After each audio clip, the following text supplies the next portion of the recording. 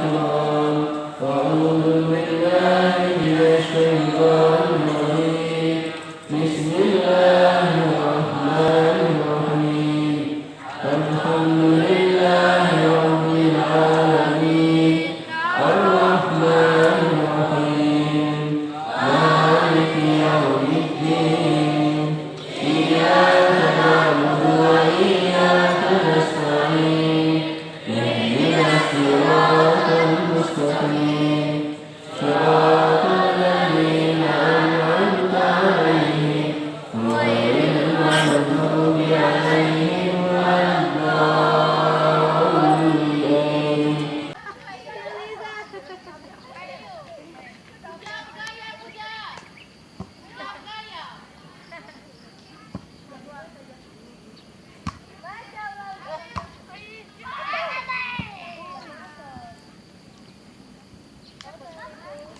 Assalamualaikum warahmatullahi wabarakatuh.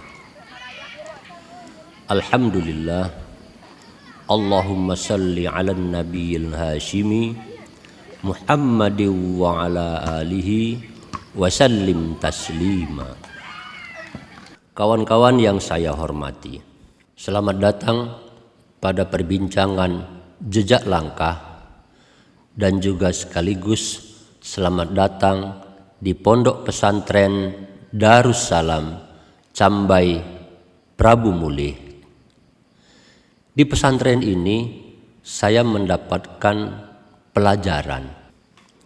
Berbuat baik itu ternyata mudah sekali. Ada ungkapan nasihat yang sering kita dengar.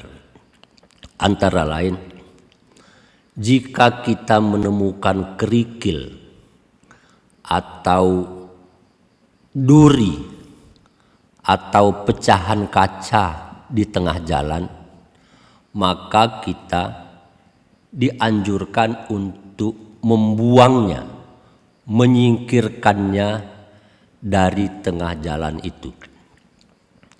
Itu adalah perbuatan baik.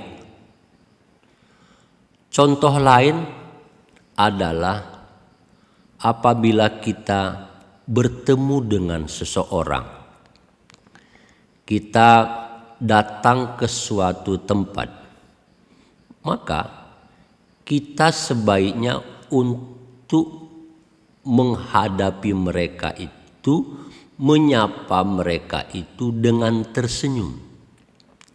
Memberikan senyuman itu adalah perbuatan baik. Ungkapan sekaligus dua contoh tersebut menggambarkan bahwa sesungguhnya perbuatan baik itu bisa dilakukan oleh siapa saja, kapan saja, di mana saja, dan terhadap siapa saja. Jadi mudah sekali. Itu dorongan kepada semua kita bisa melakukannya. Lalu bagaimana terhadap perbuatan yang lebih besar? Bukan hanya sekedar membuang duri dari tengah jalan. Bukan hanya sekedar tersenyum kepada orang lain. Yang lebih besar itu apa? Yakni perbuatan yang mempunyai pengaruh, yang mempunyai dampak positif terhadap lingkungan kita. Semakin luas lingkungannya itu, maka itu adalah semakin besar pengaruhnya terhadap masyarakat, pengaruhnya terhadap bangsa, bahkan pengaruhnya terhadap umat manusia. Itu adalah perbuatan-perbuatan yang baik dan sifatnya besar.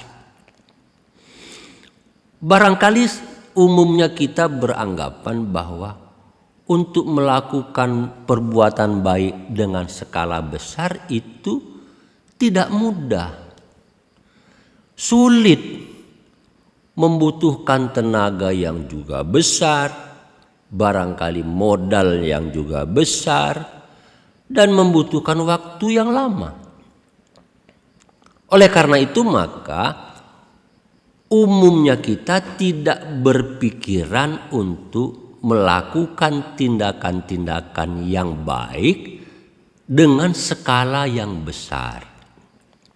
Padahal kalau kita mengambil contoh pelajaran dari sejarah tokoh-tokoh seperti yang dilakukan oleh Soekarno di Indonesia, Haji Agus Salim, kemudian Cokro Aminoto, Bapak Muhammad Nasir. Tokoh-tokoh besar itu awalnya adalah orang-orang biasa saja. Mereka itu orang kecil, tetapi sejak kecil, sejak muda, dia sudah membiasakan dirinya untuk berpikir besar. Sudah melatih dirinya untuk berniat melakukan perbuatan-perbuatan dengan skala besar. Bagaimana tidak berpikiran untuk memerdekakan bangsa Indonesia, mengusir penjajah Belanda yang masyarakatnya begitu banyak, wilayahnya yang begitu luas. Haji Agus Salim umpamanya, dia berpikir untuk meyakinkan dunia bahwa kemerdekaan bangsa Indonesia itu adalah sesuatu yang mutlak. Lalu dia pergi ke luar negeri meyakinkan tokoh-tokoh dunia. Itu bukan pekerjaan yang kecil, pekerjaan besar. Nah, sejarah kemudian membuktikan orang yang kita pandang pada waktu itu masyarakatnya melihat barangkali dia manusia biasa saja, akhirnya membuktikan bahwa yang bersangkutan mampu melakukan tindakan-tindakan yang besar. Itu sulit.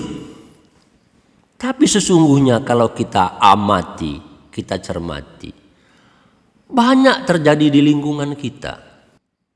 Kawan-kawan sekalian yang saya hormati, saya mempunyai contoh bagaimana perbuatan besar bisa dilakukan oleh orang kecil, orang biasa-biasa saja. Di Sumatera Selatan, tepatnya di Kecamatan Cambai, Prabu Mulih, itu terdapat pesantren Darussalam.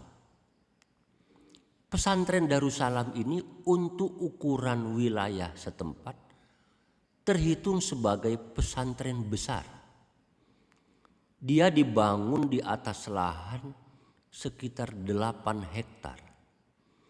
Fasilitas-fasilitas pendidikan, fasilitas perumahan, dan fasilitas lainnya yang untuk menunjang kegiatan hari-hari pesantren itu sudah terhitung lengkap di atasnya. Pesantren ini awalnya adalah pesantren yang dibangun dengan modal dengkul. Pendiri pesantren itu yakni almarhum Bapak Haji Yunial Komar beserta istrinya Ibu Hajjah Siti Misrah binti Haji Ahmad Sawal. Mereka tidak punya modal apa-apa sebetulnya. Dua orang ini, Pak Yunial Komar itu sarjana lulusan administrasi pemerintahan, Fakultas Sosial dan Politik Universitas Gadjah Mada. Tidak punya background keilmuan agama Islam. Kemudian istrinya sarjana perbandingan agama, Fakultas Usuluddin, Institut Agama Islam Negeri Sunan Kalijaga. Mereka adalah datang dari keluarga biasa saja, bahkan keluarga miskin. Setelah selesai sekolah di Jogja, mereka ngadu nasib istilahnya, cari makan di Jakarta. Yunial Komar dan Siti Misrah ini membangun perusahaan untuk mencari nafkah. Dalam jangka waktu sekitar 4-5 tahun, perusahaan itu sudah eksis dan sudah cukup berhasil. Mereka bisa punya mobil, mereka bisa punya kantor, bisa menggaji karyawan, dan lain sebagainya. Tetapi rupanya kesuksesan duniawi, keberhasilan materi seperti yang dia dapatkan di Jakarta itu tidak membuat dia puas. Yang bersangkutan, yakni Bapak Komar dan Ibu Misrah itu pindah pulang kampung, ingin membuat sesuatu yang bermanfaat besar bagi masyarakatnya. Itulah lalu mereka mulai perlahan-lahan membangun pesantren Darussalam di Cambai, Prabu Muli. Gagasan untuk mendirikan pesantren itu tentu saja dia ceritakan kepada orang lain, kepada siapa saja yang bisa dia temui, maka gagasan itu rupanya mendapatkan respon positif. Bapak Haji Taufik Kimas, suami dari Ibu Megawati yang pada waktu lalu pernah menjadi presiden di Republik Indonesia, antara lain yang merespon secara positif terhadap pembangunan pesantren itu.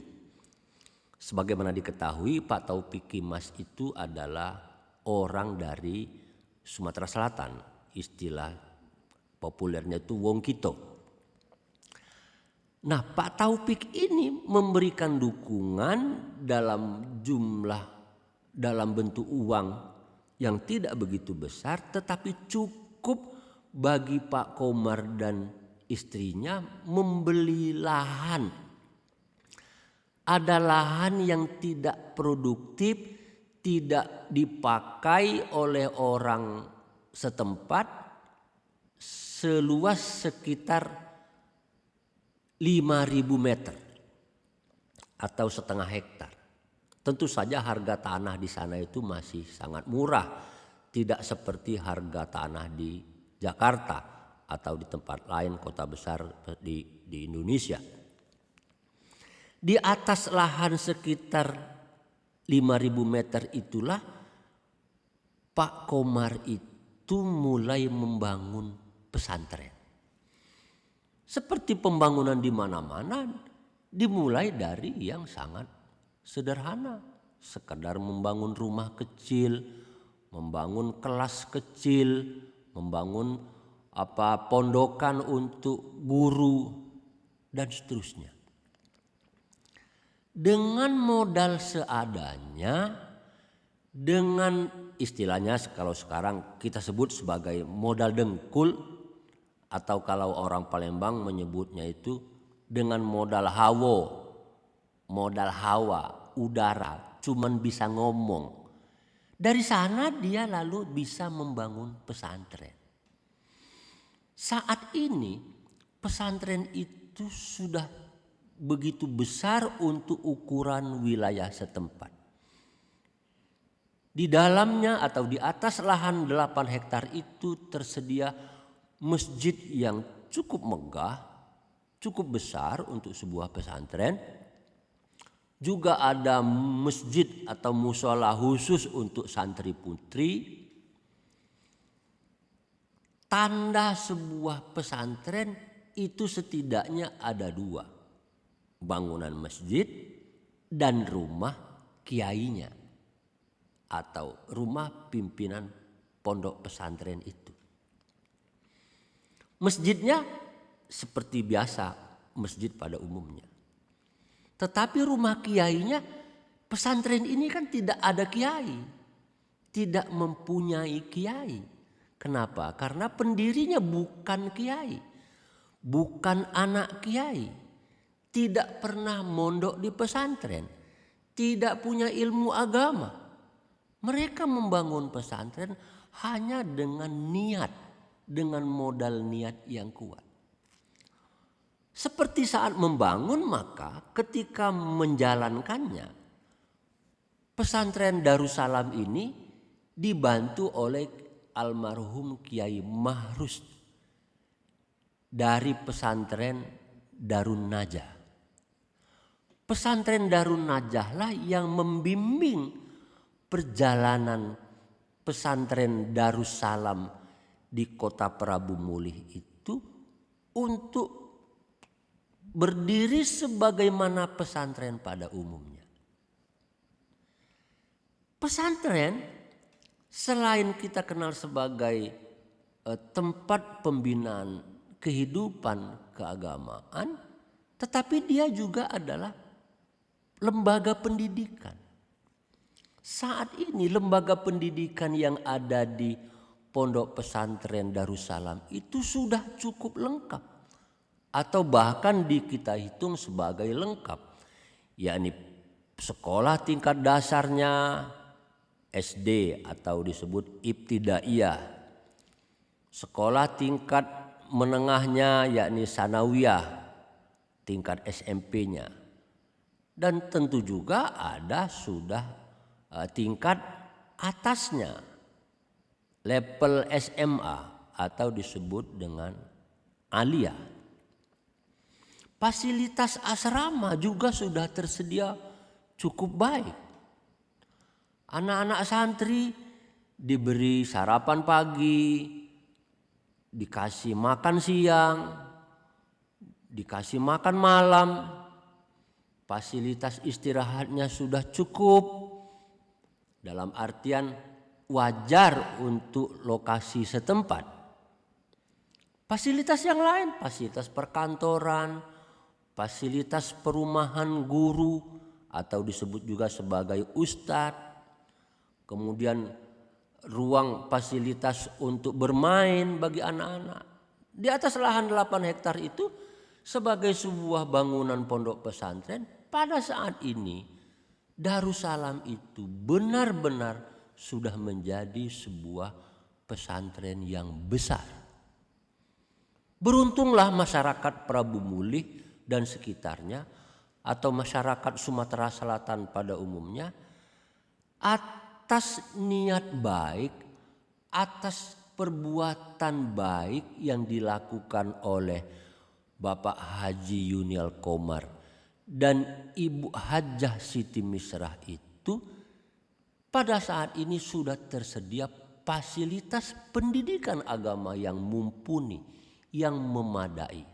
Memang kalau dibanding dengan pesantren-pesantren di Pulau Jawa, pesantren di Cambai itu masih dalam perkembangan, masih dalam pembinaan kemajuannya. Dan oleh karena itu pula maka atas nasihat dari berbagai pihak, pesantren Darussalam itu dibantu juga oleh pesantren besar Sidogiri dari Jawa Timur. Ustadz dari pesantren Sidogiri secara rutin dikirim ke pondok pesantren Darussalam Prabu Mulih untuk membina sektor pendidikan agamanya secara intensif, secara lebih mendalam. Pesantren umpamanya melakukan pendalaman terhadap kitab-kitab kuning istilahnya, yakni membaca, mengaji kitab-kitab ilmu keislaman yang ditulis dalam bahasa Arab. Di pesantren Darussalam saat ini dibimbing dengan atau oleh guru-guru ustadz dari pondok pesantren Sidogiri. Jadi pesantren ini benar-benar sudah menjadi pesantren yang sangat prospek untuk wilayah setempat. Apa yang ingin saya katakan? Perbuatan baik yang skalanya besar itu bisa juga dilakukan oleh orang kecil. Oleh orang yang merasa dirinya biasa-biasa saja. Tidak punya modal, tidak punya kekuatan. Apabila gagasan, apabila niat itu dijalankan dengan sungguh-sungguh, lalu akan mendapatkan respon positif dari lingkungannya. Bantuan, pertolongan Allah itu datang antara lain dari bantuan sesama kita manusia. Saat ini tokoh-tokoh di Sumatera Selatan, khususnya tokoh-tokoh masyarakat di Kota Prabu Mulih, secara rutin memberikan bantuan, memperbaiki, meningkatkan mutu fasilitas pesantren Darussalam itu. Bahkan saya mendengar sendiri dari Ibu Hajah Siti Misrah, pimpinan pesantrennya pada saat ini. Banyak orang di Prabu Mulih itu sesekali mereka mengirim ransum, mengirim beras, memberikan sedekah sayuran, lauk pauk, dikirim ke pondok untuk dikonsumsi oleh masyarakat pondoknya, yakni para santri, para ustadz, dan pimpinan-pimpinan yang ada di pondok tersebut. Dengan contoh yang diberikan oleh Bapak Haji Yunial Komar dan Ibu Hajah Siti Misrah, ini menguatkan kepada kita bahwa perbuatan besar seperti halnya perbuatan yang dulu pernah dilakukan oleh Haji Agus Salim, Muhammad Nasir, Soekarno, Hatta, bisa juga dilakukan sebetulnya oleh orang-orang kecil, oleh orang biasa saja pada saat ini. Dulu para tokoh-tokoh besar itu belum menjadi besar tentunya. Mereka masih menjadi orang kecil, orang biasa saja. Soekarno misalnya, dia mengagumi Haji Omar Said Cokro Aminoto. Pengen banget seperti Pak Cokro. Itu maunya Soekarno. Tapi akhirnya terwujudkan. Saat ini umpamanya banyak orang yang kepengen punya rumah sakit. Kepengen banget membangun rumah sakit. Di Semarang contohnya itu ada. Orang yang lalu bisa mewakafkan rumah sakit. Semua itu dilakukan dari yang kecil. Dengan demikian kawan-kawan sekalian, jangan pernah merasa segan, jangan merasa tidak mampu untuk berpikir besar, berniat besar untuk berbuat baik dalam skala yang besar. Mudah-mudahan dengan kebesaran niat yang dimiliki, maka pertolongan Tuhan, pertolongan Allah akan turun. Di dalam Islam jelas berniat saja itu sudah mendapatkan pahala. Apalagi kalau niat itu diiringi dengan perbuatan, diimplementasikan. Mudah-mudahan perbincangan singkat kali ini menginspirasi juga bagi kita semua untuk tidak takut untuk berbuat baik dalam skala yang besar. Tentu saja tanpa skala yang besar kita juga harus secara rutin dari skala yang kecil, yakni membuang duri dari jalan, memberikan senyuman kepada orang lain sebagai investasi awal, modal awal di dalam berbuat baik. Terima kasih. Ditunggu kembali pada perbincangan berikutnya. Wassalamualaikum warahmatullahi wabarakatuh.